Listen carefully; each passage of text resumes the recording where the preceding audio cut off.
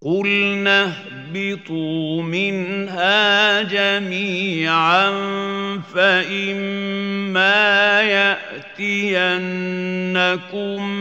مِّنِّي هُدًى فَمَن تَبِعَ هُدَايَ فَلَا خَوْفٌ عَلَيْهِمْ وَلَا هُمْ يَحْزَنُونَ. Allah berfirman kepada mereka, turunlah kalian dari surga, akan datang kepada kalian dan keturunan pengganti kalian wahyu yang mengandung hidayah bagi kalian kepada kebenaran. Barang siapa yang mengamalkannya, maka tidak ada kekhawatiran terhadap mereka berkaitan dengan apa yang akan mereka hadapi di akhirat, dan mereka tidak bersedih hati atas apa yang mereka dapati selama di dunia.